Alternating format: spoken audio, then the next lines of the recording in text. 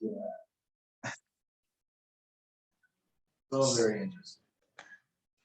We're living through strange times. Yeah.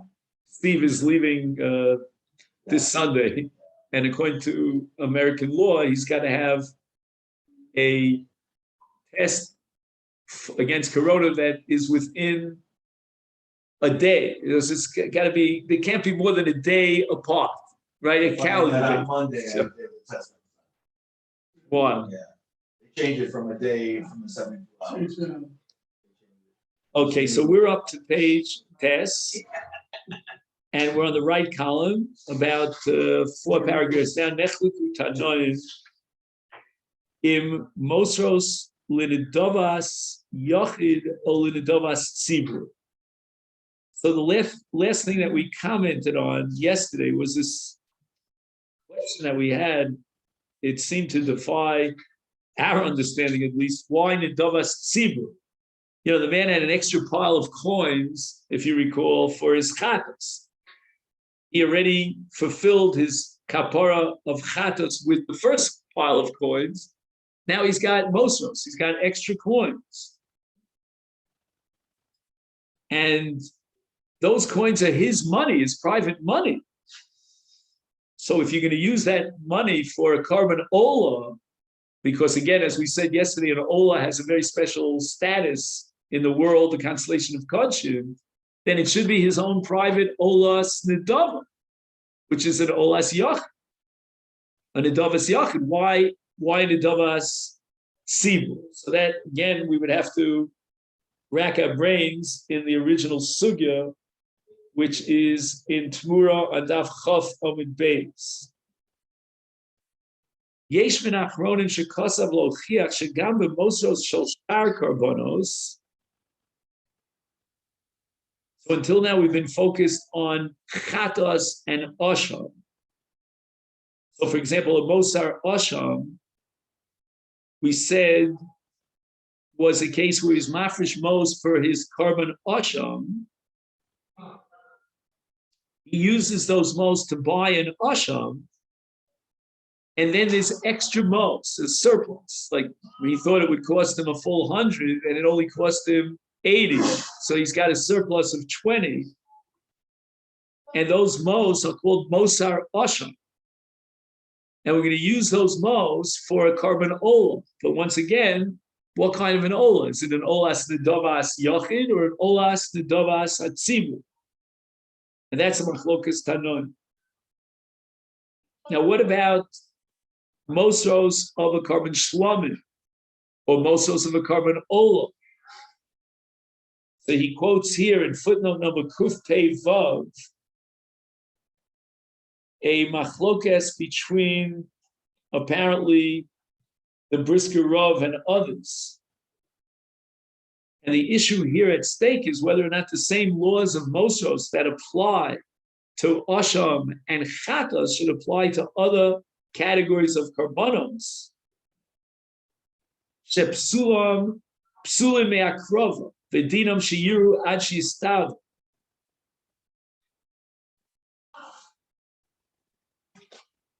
So it seems that in other Karbanos, we're going to have a possibility that the Mosros, in a case where, let's say there was a psul of Hakrova, B'dinam sheyiru ad sheyistav.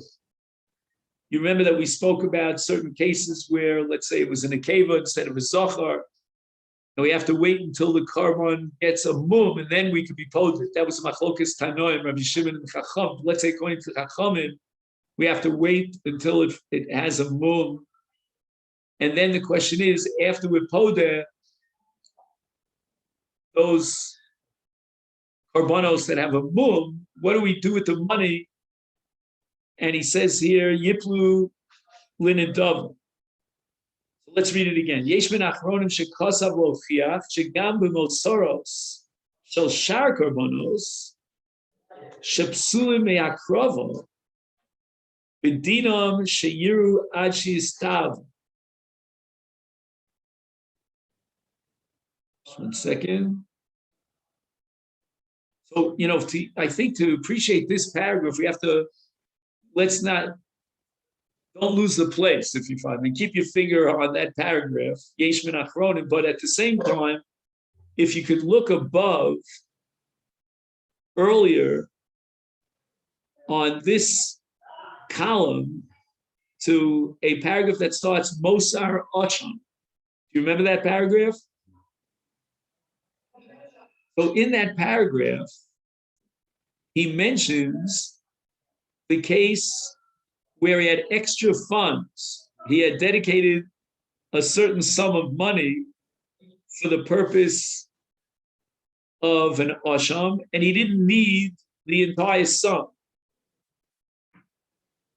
So the increment is now called Mosar Asham. Then he writes v'chein. Do you see that word v'chein? Yesh min hashamos hapsulim sheyiru ad sheyistavu v'yiplu dmeim linidava.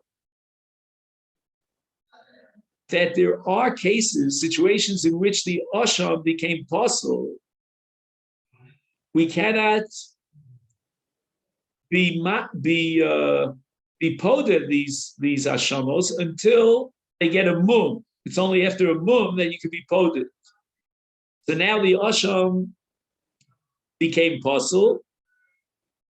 He sent it out to pasture, it swallowed a nail, etc., etc. Now it became a balmum. And now he was poded. And the damim now, instead of being earmarked for a korban asham, because again, he's got to bring a korban asham that's kosher, not a korban asham that became possible. Once it became possible, then it loses its status as a korban asham. So what are you going to do with the damim? You can't earmark it for asham. He's got to be makriv of korban asham that was designated as an asham. Here he designated as an asham and it was possible. So the damim now will fall into that, the generic category of an olah. Who've paid. Oh, so he goes back to the case of mafresh nekeva lachshama. So that nekeva could not be a korban asham because an asham has to be a zachar. In the meantime, he brought a korban asham of his zachar and he was machaper for his asham. So he no longer has a chiyuv asham. So now in this korban, which is a nekeva, and it's possible, is now a balas mum, in the case of Yirad Shistoiv. Now he was poded, the monies cannot be earmarked for an asham because he already fulfilled his obligation of an asham. Not with this nekeva, but with his zachar. So the monies coming from this nekeva are really general monies from Pidyon of Psuli HaMikdashim, which are dedicated and earmarked for an asham. I'm sorry, for an olah. Now let's get back to where our fingers are. In the paragraph, Yesh Min Achronim Shegam Mosor Shel Shar Korbanos Shepsulim Me Hakrova. Right. So we had a second category of Mosros. In the case of a person who is mafresh a korban, and it is possible it cannot be used for that korban. And now it became a balas mum, and we're poded, and the monies now fall into a generic category of an olah, of a korban olah. And it says, Yesh b'ahem shedmeim yitlu b'nedav. What does that mean, Yesh b'ahem? Uf pei vav. Mishum sheyeshnam ofanim b'ahem nemar tin v'alocha shekedushas hakorban he kedusha l're'iyah v'lo la'krova atzma v'nemar halacha shekol haroim yiplu l'nedav. Ein huva b'shem agriz, that's the brisker rov, b'shiri agram, who just passed away recently. But Meshulam David Soloveitch, my Rebbe's first cousin. Did you ever hear of the Brisker yeshiva called Reb David's yeshiva? No? In Brisk, there are two yeshivas. I mean, there are many more than two, but the major two are Rabbi Avram Yoshua, who's the son of Rabbi Beryl Soloveitch, and Rabbi David Soloveitch, who is the son of the Britzker Rav. And Rabbi Avram Yoshua's brisk is still alive and well, and it's a major yeshiva. But Rabbi David passed just very recently. So he quotes his father, the Brisker Rav, who says the following, that when you have a carbon that's possible, then its Kedusha now becomes a Kedusha l're'iyah, which means such that we wait till it gets a move. We can't be makar of it on the Mizbeach because it has a psul. Now we have another principle that whenever you have a Kedushas re'iyah, again with an ayin, you'd have to be a Yemenite here, right? Re'iyah, then the law is that the damim of Kedushas re'iyah fall for a carbon ola, and that's called a nidava. Bakdama zu huskru dinim elu le'inyan amafresh nikebel pesach, amafresh nikebel ola, vlada ola, vlad bali mumi. Those are the categories of scenarios to which we apply that double rule: the rule of kedusha l're'iyah and the rule that roim yiplu l'nidava.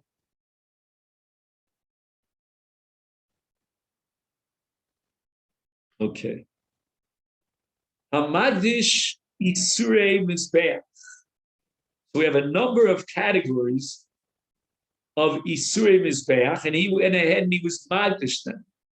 So then again, you have the issue that we've been addressing over and over again. When you magdish something that cannot go on the mizbeach, is that a kedushas damim or a kedushas haguf? Because inherently there may be a kedushas haguf, which might be a machlokas tanoim between Reb Shimon and the Chachamim, like in the case of mafresh osham nikeva, or nikeva liyashim, I should say, or what else? We had chatos nikeva and Pesach.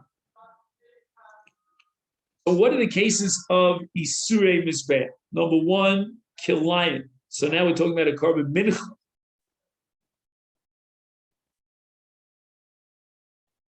Wait a minute, let me just think about that.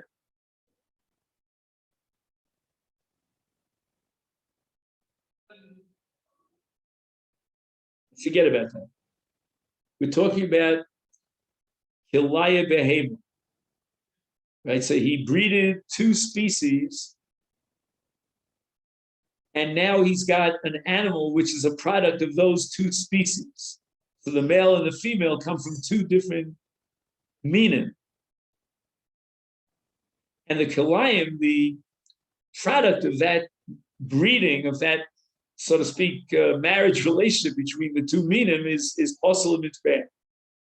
O treifa. So now you have an animal that's going to die. It's a treifa. O yotze dofen.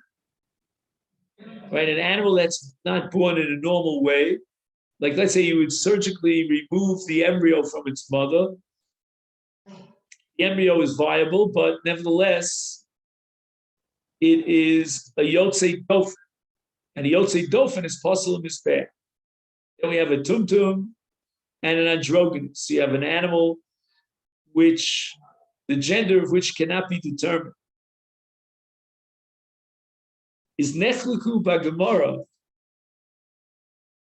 Kuf Pei Zayin, we'll see where this Gemara is. Yud Zayin, apparently.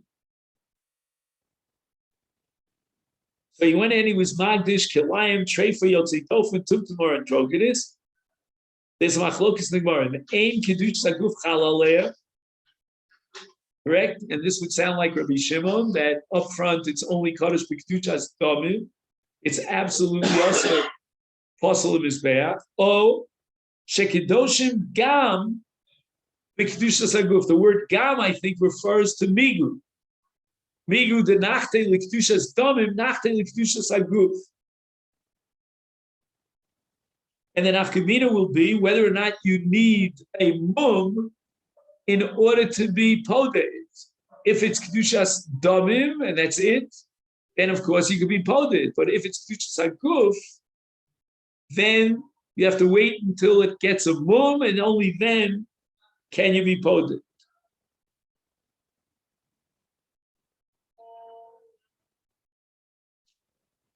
So in the footnote here, Kuf Pei Zayin, Omar Rab Lazar, Hamagdish is Hatrefa, or Hakelayim, or Hayotze Dofen, Hatumtum, etc.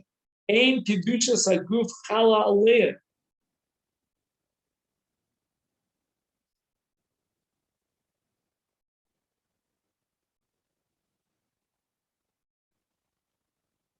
Not exactly sure why the Gemara is quoting Rabbi Lazar here. The Mishnah is quoting Rabbi Lazar. Actually, we had the identical idea in Rabbi Shimon, which was back on page Ches, on the right column.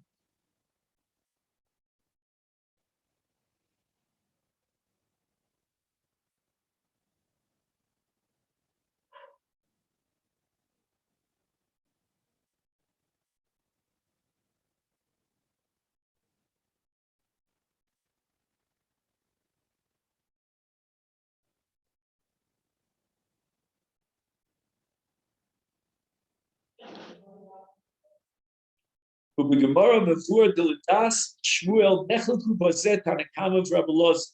The Tanakama Chalalim Kedusha. Kedusha means Kedusha Guf. Again, it's a quasi Kedusha Guf because it can't be brought on the Mizbeach. But on the other hand, there's no pidyon in Kedusha Guf until it becomes a Malmum.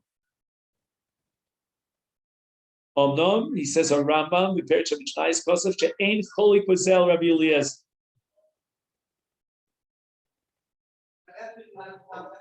I don't know what that means. And the Gemara says, according to Shmuel, there is machlokas between Tanakam and Rabbi Elazar. How can the Rambam say that no one disagrees with Shmuel? I mean, nobody disagrees with Rabbi Elazar. Yish Belechem Mishnah, Shalodas Aram Rav Oshia B'Gemara, Cholik Vazel Shmuel. Fine.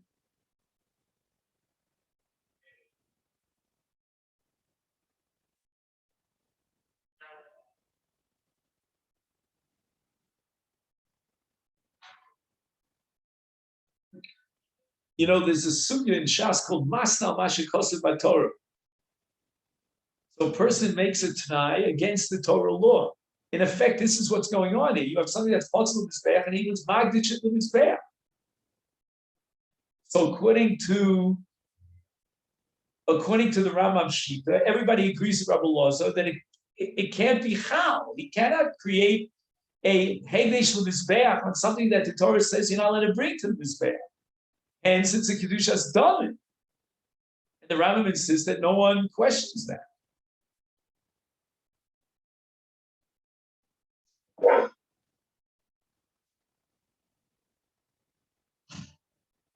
However, we do have Shmuel who says that the Tanakhama rejects that. So how can you go against the Torah?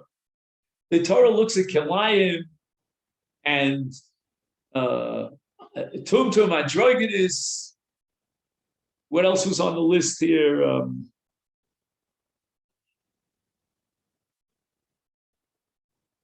Shrefa, right? You'll say Dofa. How can you look at this animal and be Magdish in the Mizbeach with the Kedushas Haguf? So I think the answer to that question is that according to Shmuel's opinion in the Tanakhama, the Torah allows for a little room for this Hakadasha as long as it doesn't contradict the Torah law. What does that mean? The Torah law is that you can't bring this animal on the Mizbeach. It's a tumtum, it's a yotzei dofen, it's kelayim, and so forth and so on. We're not going to bring it on the Mizbeach. We're going to allow for the Kedusha to be chal in such a way that it doesn't contradict the Torah law. And it will not be brought on the Mizbeach. It's an Isur Mizbeach. But the Kedusha will be chal. How can you have a Kedusha without Mizbeach? And the answer is, Yiraya ad Shistaya v'yipol Domov, and so forth and so on. That will be poded.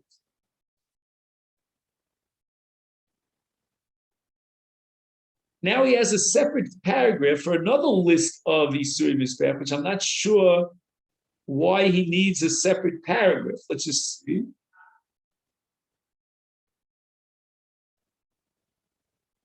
Hamagdish es harovea v'hanirva hamuktzah v'hanevad ha'esnan v'hamechir harei kedushas haguf chalale.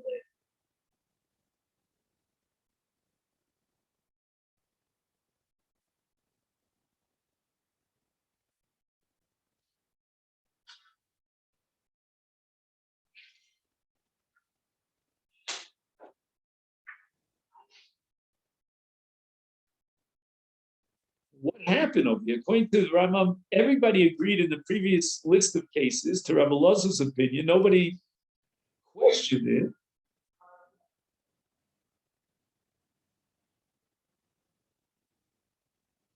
And Ein Kedushas Haguf Chalale. Now all of a sudden we have a whole other list of Yisurim Mizbeach, and we're saying that Kedushas Haguf Chalale.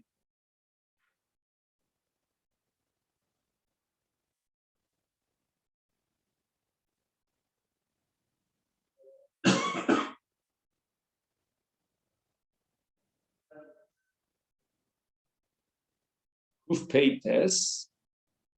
No, doesn't give you any insight.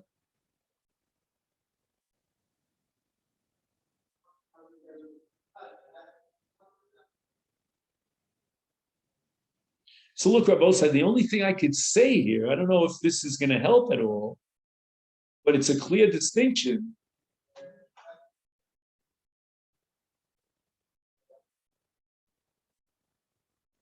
Is that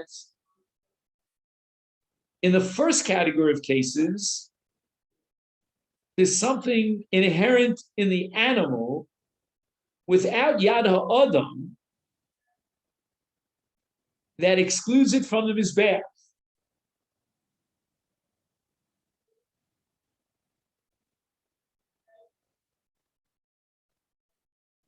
Even in the case of treifa, he didn't do anything to make the animal a treifa. The animal is a treifa. That's all. That's the natural state of the animal. Unfortunately, it's not normal. It's abnormal, but that is the state of the animal. So that the entire list in the first paragraph is a description of the animal without human intervention. This is the natural state of the animal. It is excluded from the Mizbeach. It's a tumtum, it's an androgynous, it's a yotzei dofen. These are things that happen in the life of the animal, and the animal is excluded from the Mizbeach. Such an animal, let's go with the Rambam Shita, everybody agrees, is not kadosh b'kedushas haguf. The Torah excluded the kedusha from this animal. Look at the animal. The animal itself is. I don't have to know anything about the history of the animal. I look at the animal and I see what it looks like. The animal is a treifa. The animal is a new min. It's a product, a father from this, a diet, and the mother's an A's. I don't know. It's a new entity. The heft of the carbon, by its very definition, is excluded from the Mizbeach. And I have Kedushas Haguf. In the second category, if you don't know the history of this animal, it's a perfectly healthy, regular, classic animal in his back. The history is that man, through human intervention, generated a psul. Is that not correct? Rovea, nirva, muktzah means he dedicated for Avodah Zarah. Nevad means he worshipped it. Esnan, he singled it out as payment for a prostitute. And Mechir Kelev, he wants to sell it for a dog. There's nothing in the animal that yells and screams, I am posel in mizbeach. It's the history of the animal, the action of man vis-a-vis the animal. That's what generates the psul. So at least the animal per se is royal mizbeach, and therefore it lends itself to Kedushas Haguf. Then you get into the whole issue, but it's posel mizbeach. How can it possibly have Kedushas Haguf? Kedushas Haguf means be makriv on the mizbeach. You can't be makriv. It's possible. The answer is migu, that in the Kedushas Hadamim is inherently a Kedushas Haguf, and that requires Irad Sheyistayv. It has to fall mum, and then we'll take the damim after the pigeon and earmark it for a korban oath.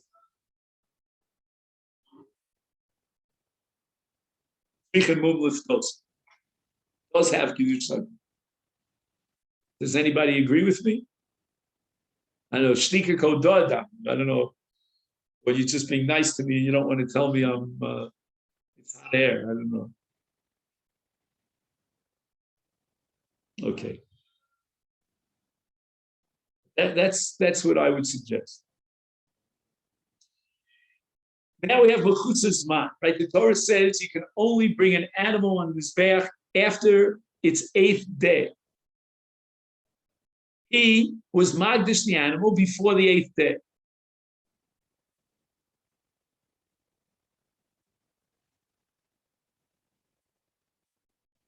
In this case, I think the Rambam should be right. There's no argument about it. The animal, in its very nature, is excluded from the Mizbeach.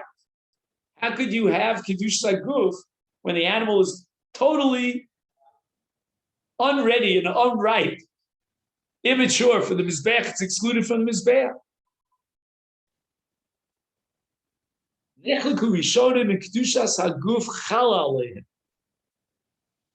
I wish I had a clue. Why could you wait for the 8th day to pass?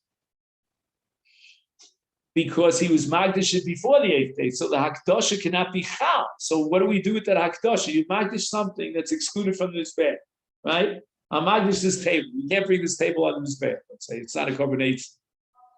So it becomes Kedushas Damin. Now, in this case, you're right, David. I mean, it eventually will be Royal in Mizbeach, but at the time of the Hakdosha, it was not Royal in Mizbeach. So that Hakdosha, the Maisa Hakdosha, could not generate a status of Royal Mizbeach. So the Maisa Hakdosha could generate nothing more than a Kedushas Damim, and yet he's quoting Rishonim that he can generate a Kedushas Aguf. Let's just see if he gives us a clue.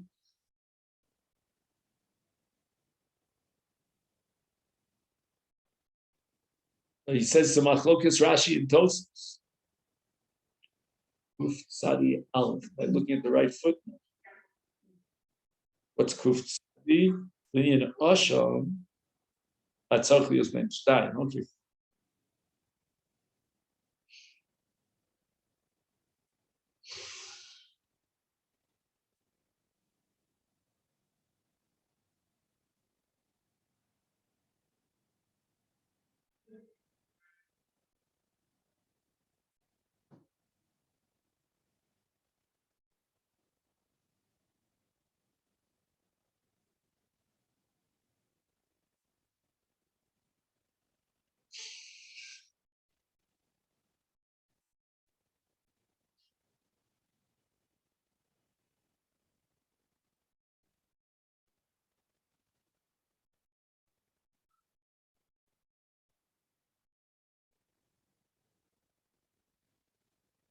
Let's go on.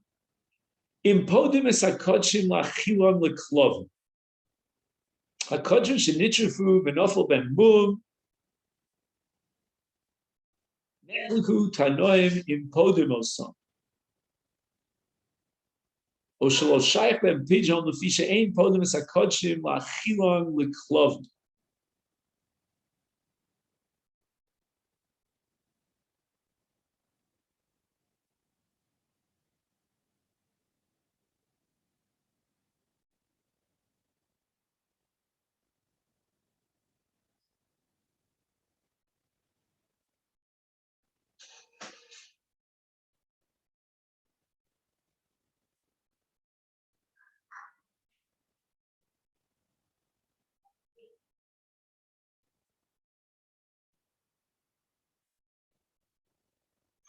All right. There's a very interesting discussion here in the footnote that whether treifa itself is a mum. Do you need a mum in addition to the animal being a treifa?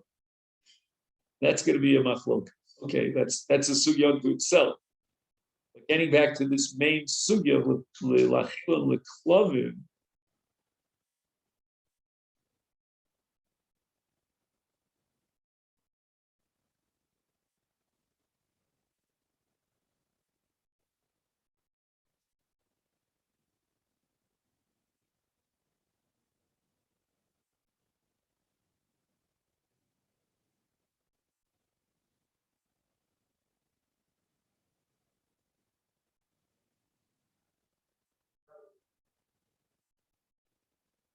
So if I understand correctly, Rabbi, so tell me if you think I'm right.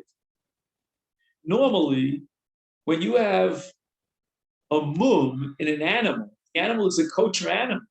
It's not a treifa. So I can check this animal and eat it. The only problem is it has kedusha. So I would be moel behegdish. But if I'm poded, then it becomes a behemoth chulin, and I shecht it and I eat its meat. Well, what am I going to do in the case of a treifa? Let's say you hold like those Rishonim that he has in the footnote that you need a mum. So the treifa now has a mum. After I'm poded, what am I going to do with it? I can't shecht it and eat it. The only thing I can do is I can feed it to my dog. Don't you just stay in the field and die?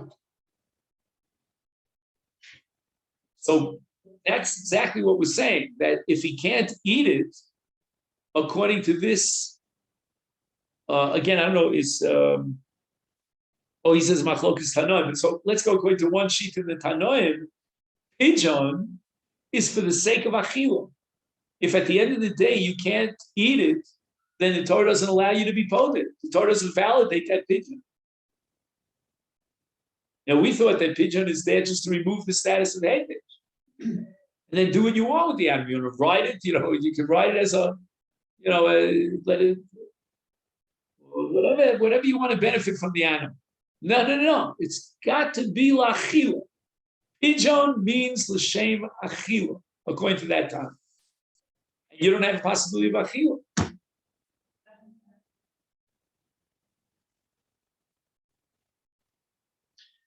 I wish I could give an example of this, where we find such an idea about on Yom Tov. Said, that's an interesting question. What would be the status of a treif on Yom Tov? I'm allowed to check an animal on Yom Tov for the purpose of achila, but now it's treif, so I won't be able to eat the animal. Then l'chora it's shelo nefesh.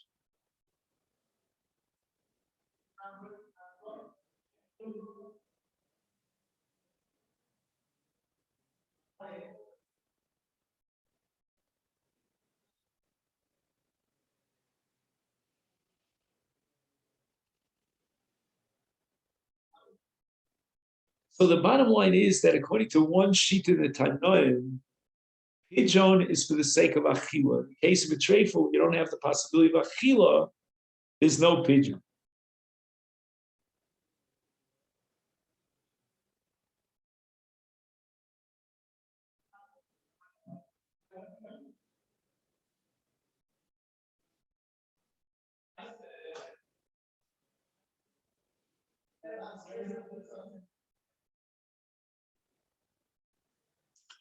Yesh hasover she'ein podin osa.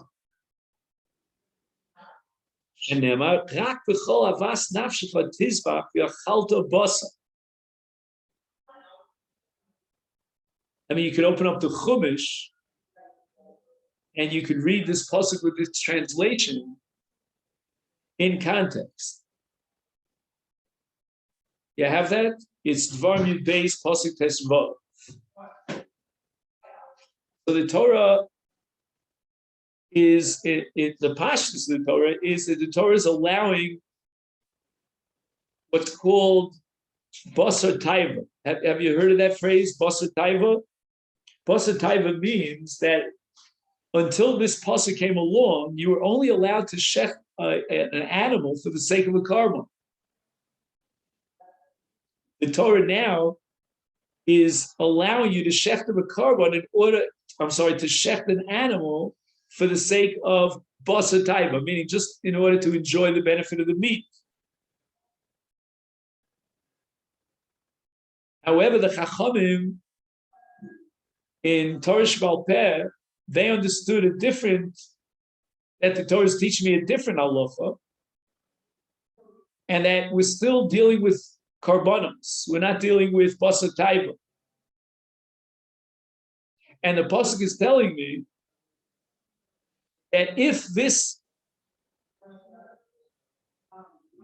if this animal is actually Hegdish.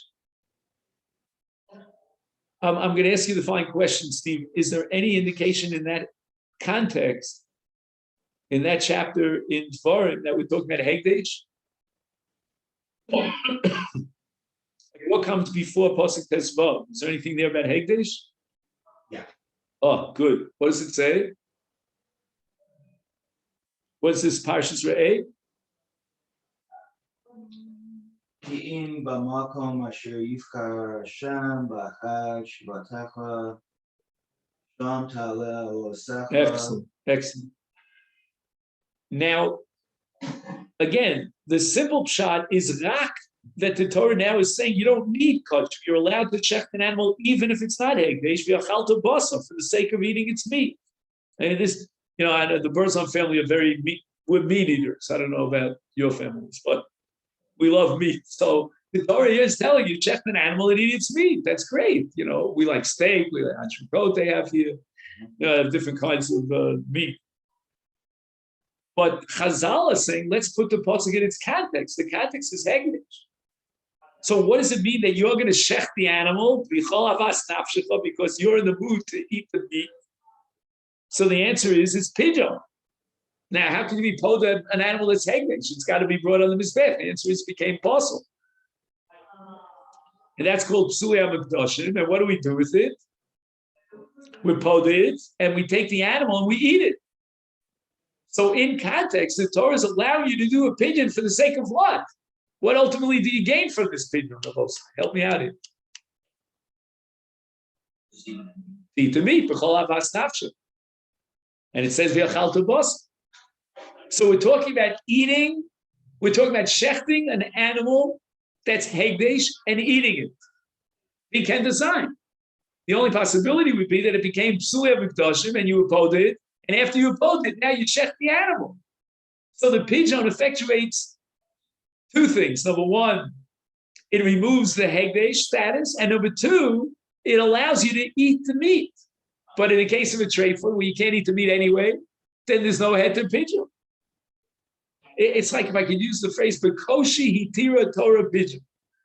Pigeon is not something that's carte blanche. It just decide that it's got to move, it's possible to back. Go ahead, you have all the license in the world to be poted. No, the Torah is not excited about pigeon. Like David said before, let the animal die out there in the wilderness. Who says that you can be poted? The answer is b'chal havas nafshe, ochal basa, v'echalta basa.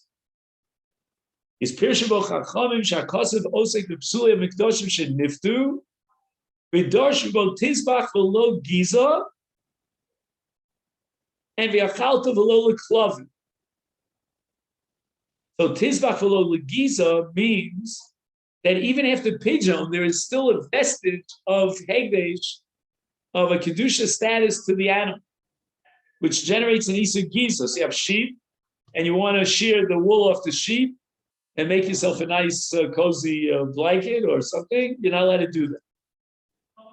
V'achalta v'lo leklavech shasurim b'achilo leklav. Lefichach ein yachol l'fdosan, in the case of treifa, shekevan shenitrifu einam re'uyim. Again, I would add lachila el leklavim. So that's the man Yom who says that you cannot be poder treifa. What does he have here? Kuf Tzadi Gimel.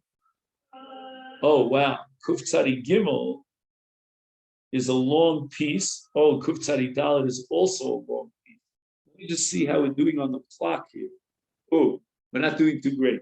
So what I would suggest is, because I find this a fascinating topic, is that we pick this up in Hashem on Sunday, and we begin with footnote number Kuf Tzadi Gimel. Is that okay? You still have a photocopy. Now, Steve, you might not be here on Sunday, correct? Because you're busy doing the test. So my only question to you is, what photocopy do you have? You have test. You don't have you. Well, it could be in your absence.